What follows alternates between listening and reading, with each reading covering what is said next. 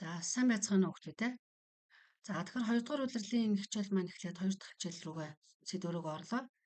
За бид логик сэдвийн хүрээнд одоо өнөөдрийн хичээлээр ойлголтын тодорхойлт гэсэн агуулгыг нэлээд одоо гүнзгийрүүлж тайлбарлаж судалнаа. За тэгэхээр тодорхойлт гэж юу вэ гэхээр зэрэг ер нь бид нар одоо ямар ч хичээл дээр аль ч хичээл дээр шинэ ухааны хичээлийг судлахдаа тодорхойлт гэж юу вэ гэдгийг бол байнга цээжилж одоо тайлбарлаж ойлгож байдаг тийм. Тэгэхээр тодорхойлт гэдэг бол ойлголтын агуулгад хамааруулж байгаа гол үндсэн шинжүүдийг огтоох одоо ийм логик үйлдэлийг одоо тодорхойлт гэж хэлдэг байх нэ гэж. За тодорхойлт нь үндсэндээ бол хоёр зорилтыг шийдвэрлэдэг. За нэгдүгээр тодорхойлогдож байгаа ойлголтын багтаамжийг бусад ойлголтын багтаамжаас зааглан ялгаж өгдөг. За тодорхойлогдож буй ойлголтод хамрагдах юмс үзэгдлийн гол шинж тэмдгийг нээн илрүүлдэг. Өөрөөр хэлбэл бусад тодорхойлолт ойлголтоос юугаар ялгаатай байна? За мөн тухайн одоо тодорхойлолтод гол одоо шинж юу байна вэ гэдэг одоо ийм агуулгыг бол нээж өгд юм байна. За тодорхойлолт нь бол өөрийн гэсэн одоо ийм зорилтуудтай байна тийм ээ. За ингээд тэр түрүүний тайлбарласан зорилтын хүрээнд жишээлбэл хүн бол одоо оюун ухаанд нийгэмсэн амьтан мөн гэсэн энэ тодорхойлолтод оюун ухаанд нийгэмсэн гэх шинжүүд нь хүнийг бусад амьтнаас ялгах гол шинж болж байна. Тэрнээс хүнийг бол хоёр хөлтэй, толгойтой, хоёр гартай амьтан мөн гэвэл энэ бол тодорхойлолт биш болно гэсэн үг тийм ээ. За тэгэхээр юмсын одоо маш гол шинж тэмдгийг одоо илрүүлж байна гэдэг нь чухал байна. За тодорхойлтыг бид бол илэрхий бус тодорхойлолт, илэрхий тодорхойлолт гэж хоёр ангиллана. За илэрхий бус тодорхойлолтод одоо гол одоо нэг шинж бол энэ контекстуал тодорхойлолт, зааж үзүүлсэн тодорхойлолт гэсэн юм хоёр тодорхойлолт бас явж байгаа. За илэрхий тодорхойлолт нь болохоор зэрэг нэрлсэн тодорхойлолт, бодит тодорхойлолт гэж одоо хоёр ангиллагдж байна. За одоо бүгдээ үүнийг одоо илрүүлж тайлбарлая. За илэрхий бус тодорхойлолт гэдэг нь бол ерөнхийдөө ихэвчлэн одоо философийн ойлголт, эссе, бичвэрт одоо ингээд агуулга нь одоо нэр одоо өгч гэдэг юм үү те тодорхойлолт нь бол одоо өөр үгээр одоо дамжин илэрч байгаа. Өөрөөр хэлбэл одоо далд санаа, утга санаагаар илэрч байгаа тэр ойлгохдаг бол бид нар энэ контекстуал буюу илэрхий бус ойлголтоор дамжуулж хэрэгэлдэм байна гэдгийг ойлгоорой. За тэгээд контекстуал тодорхойлолт гэдэг нь болохоор зэрэг ерөнхийдөө контекстт нь хандах замаар ойлгомжгүй байгаа буюу мэдгүй байгаа ойлголтынхаа утга агуулгыг нээж илрүүлж байгаа энэ үйлдэлийг бол контекстуал тодорхойлолт гэж хэлээд байгаа.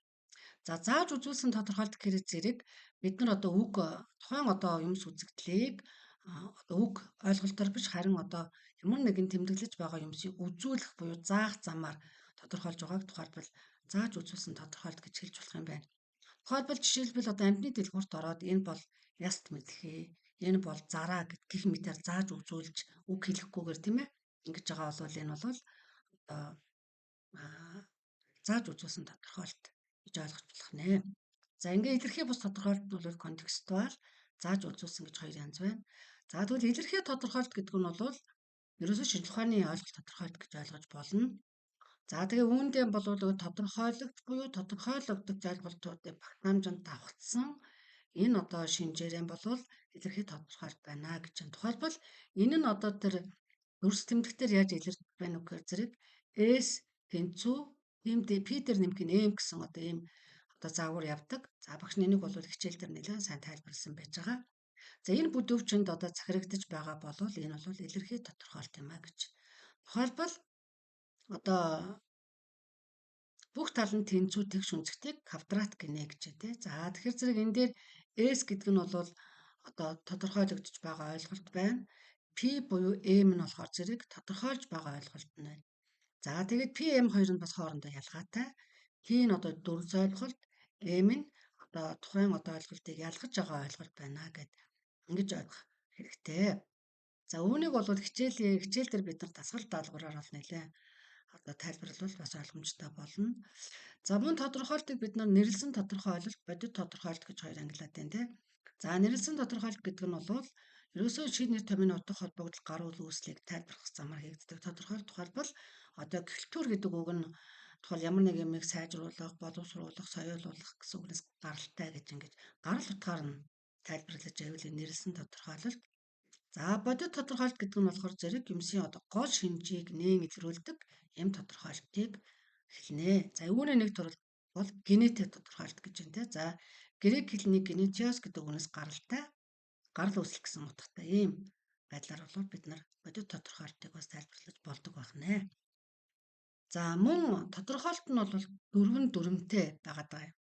За энэ ямар дүрмүүд байна уу гэхээр зэрэг нэгдүгээрт нь одоо энэ тодорхойлогдож байгаа ба тодорхойлж буй ойлголтуудын багтаамж нэгжлэх нь байх ёстой. За энэ дүрмийг зөрчил тодорхойлолт нь хэд өргөн болно эсвэл хэд явцуу болно. Жишээлбэл оромб бол дөрвөн өнцгт мөн гэсэн тодорхойлолт нь хэд өргөн тодорхойлж болж байгаа. За учир нь дөрвөн өнцгтээ олон дүрс байдаг тий. За квадрат, трапез гэх мэт одоо юм олон төрөл байгаа учраас ингэж тодорхойлбол өргөн бол. За ингээд тодорхойлолтыг бол маш одоо оновчтой тамжаараа ижил байх хэрэгтэй гэдэг чинь S тэнцүү Петр нэмэх нь M гэдэг загвар байгаад байна. За тодорхойлолтод бол битүү эргүүлэг байж болохгүй.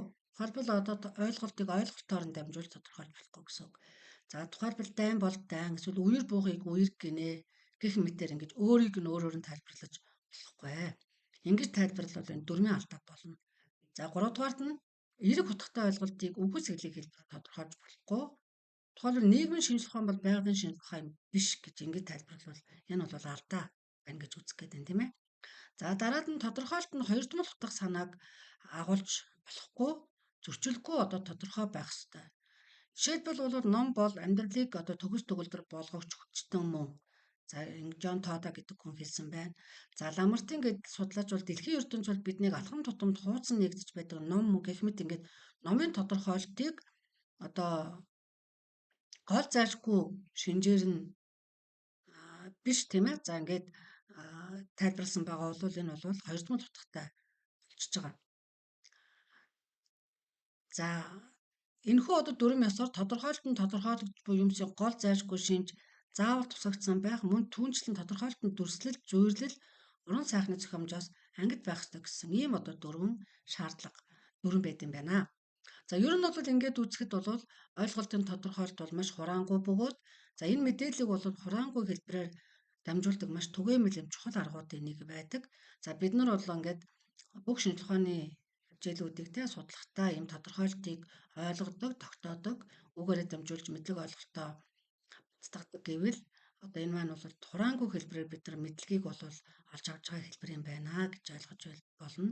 За жишээлбэл дэлхийд тэнхилгээ 24 цагт нэг удаа иргэдэг, үүнийг хоног гинэ. Ингээ энэ тодорхойлолтыг бол ойлгох гээд энэ бол бид нар маш одоо өргөн агуулга бүхий ойлголтыг бол энэ нэг өгүүлбэрээр ойлгоод авчиж болж байна тийм ээ. За дэлхийд тэнхилгээ эргэх хөдөлгөөнийг хонгийн хөдөлгөөн гинэ гэд ингээд энэ тодорхойлолтыг бид нар тодорхойлолтоор дамжуулаад ингээд дэлхийн одоо тэнхилгийн тий одоо од гарагийн эрхэсийн тухай маш өргөн ойлголтыг ингээд нэг өгүүлбэрээр нэг тодорхойлолтоор ойлгох боломжтой юм байна гэдгийг бол бид нар өнөөдрийн хичээлээр судлалаа. За ингээд хичээлээ давтаад за энэ хүү одоо багшаахаа бэлтгэсэн видеог үзээд мэддэг ойлголтоо баттгаарай.